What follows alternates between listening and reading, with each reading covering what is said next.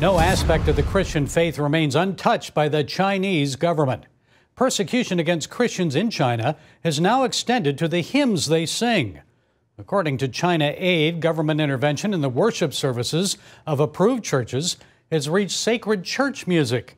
This is all part of the Chinese Communist Party's ongoing sinicization efforts to control Christianity in the country.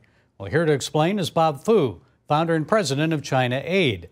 Bob, it's good to talk with you again. So tell us more about the Sacred Music Ministry Blueprint for 2025 and how is a CCP controlling the music in church worship services?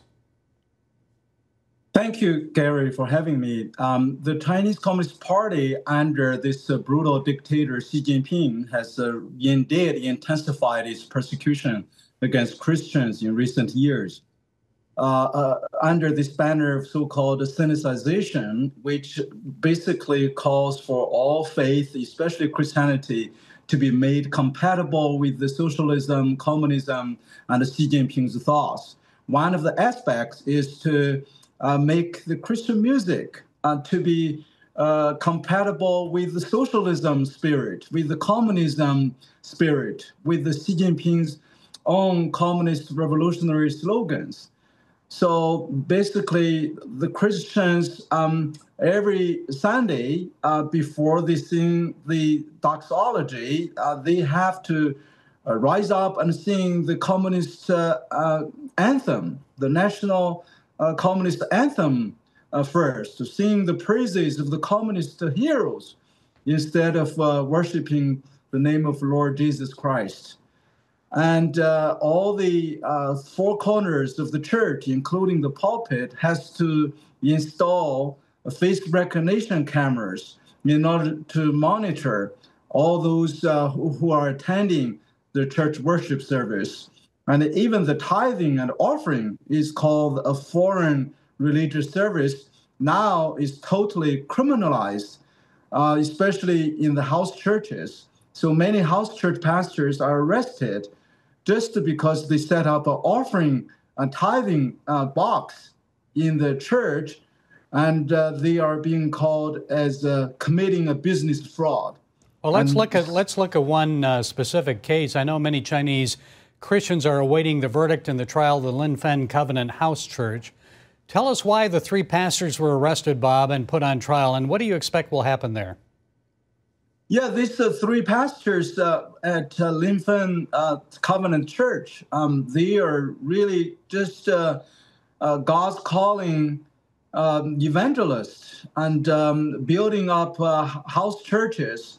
And yet, under the same so-called committing the business fraud, these pastors had been arrested arbitrarily without trial for over 2-3 years. And so they are about to be sentenced, like many others, simply for having their church with a Sunday school and with the offering box for tithing and offering in their church.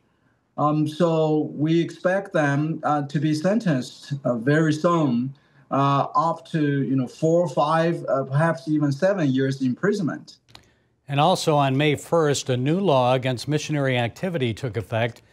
Tell us about the impact that it is having on missionaries and the spread of Christianity in China.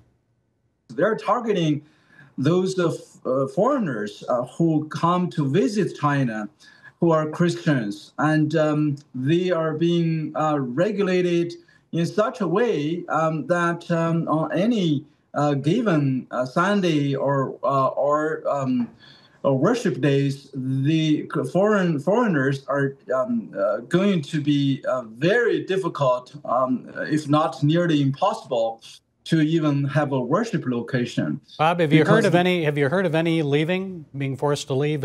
Some left already, China? I know nearly every foreign Christians who are missionaries, but under the name of a business or even student, and many other even tent making, like medical and even supporting the orphanage services, are totally being kicked out. and banned from serving and staying in China. But the good just news, simply Bob, because they're Christians. The good news, though, is despite the Chinese government's anti-Christian measures, the church is growing in China. Are we seeing revival? What can you tell us about church growth and baptisms? Yes, that's the beauty of God's sovereignty, certainly God's humor.